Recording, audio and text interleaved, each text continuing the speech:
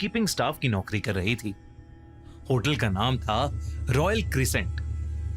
वो ब्रिटिशर्स के जमाने की एक बिल्डिंग थी। लंबे अंधेरे कॉरिडोर्स, पुरानी लकड़ियों की सीढ़ियां और दीवारें जिन पर बड़ी बड़ी पेंटिंग्स टंगी थीं। रूपा को वहां नौकरी करते हुए कुछ ही दिन गुजरे थे, पर एक रात कुछ ऐसा हुआ जिसने उसकी पूरी जिंदगी बदल कर रख दी। एक रात वो अपनी हाउसकीपिंग ड्यूटी कर रही थी जब उसे सेकंड फ्लोर के एक हनीमून स्वीट में से किसी के कुछ घसीटने की आवाज आई। वो आवाज बहुत अजीब थी, तो रूपा ने उस कमरे के पास जाकर उसके दरवाजे पर एक नॉक किया। किसी ने दरवाजा नहीं खोला, तो रूपा ने बोला, hello sir, anybody there? Room service. फिर भी किसी ने दरवाजा नहीं खोला।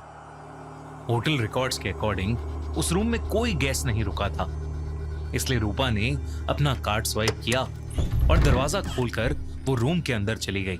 पर जैसे ही वो हनीमून स्वीट के उस बेडरूम में घुसी, उसकी जान ही निकल गई, क्योंकि बेडरूम के बीचों बीच हवा में एक लाश लटक रही थी। उसके दोनों हाथ और पैर बेड के चारों कोने से बंधे हुए थे।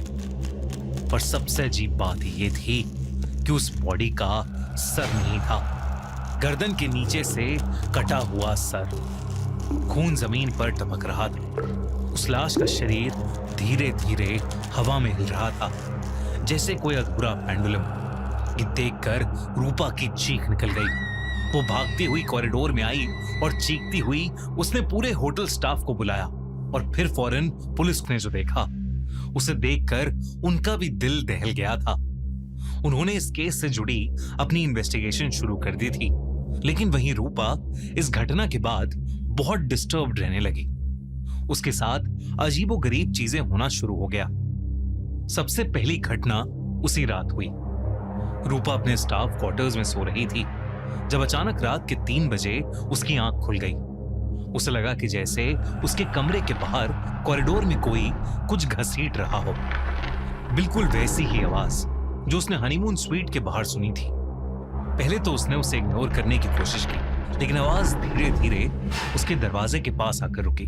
फिर 3 जोर की नॉक्स हुई, ठक ठक ठक। रूपा का गला सूख गया।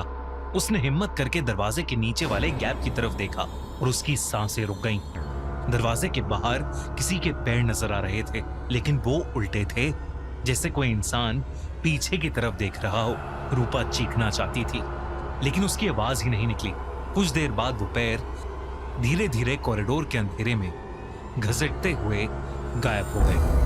अगली सुबह उसने होटल मैनेजमेंट को सब बताया, लेकिन किसी ने उसकी बात को सीरियसली नहीं लिया।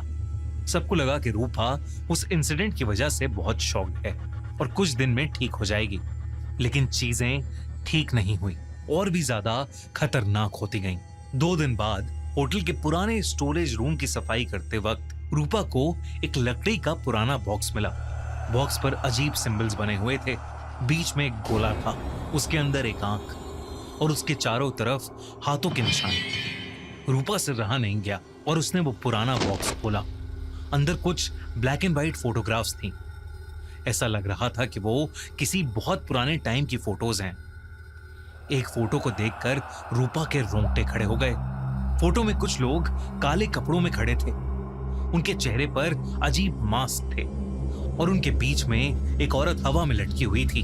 उसके हाथ और पैर रस्सी से बंधे हुए थे और उसका सर था ही नहीं।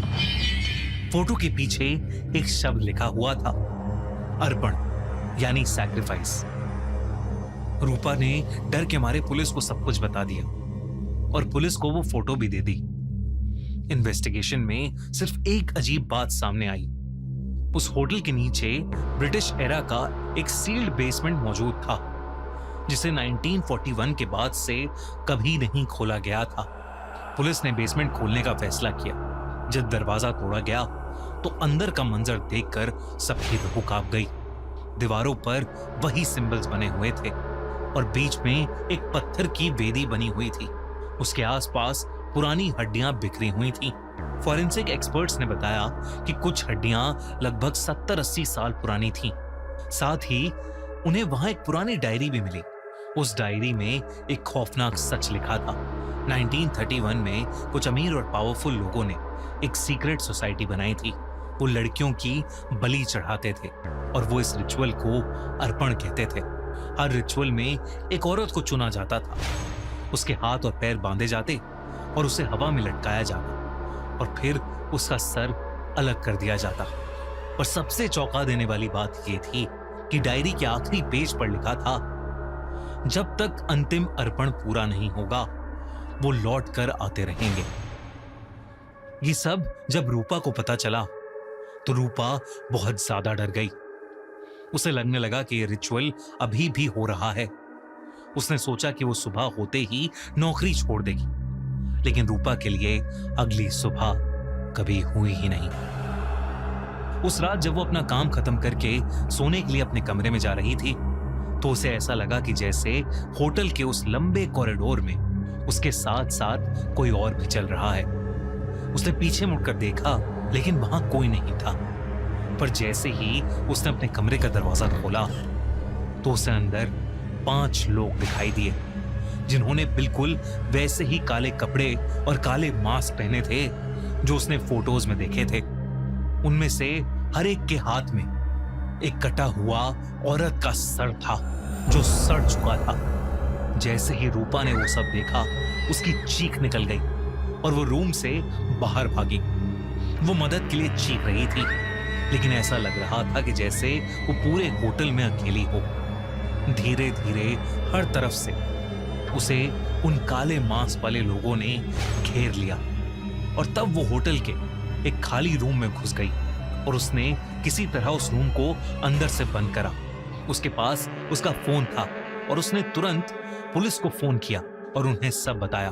पुलिस ने कहा कि वो वहां फौरन आ रहे हैं। पर जैसे ही रूपा ने फोन रखा उसे रियलाइज हुआ कि वो उसी हनीमून स्वीट में है जहां उसने पहला मर्डर देखा था।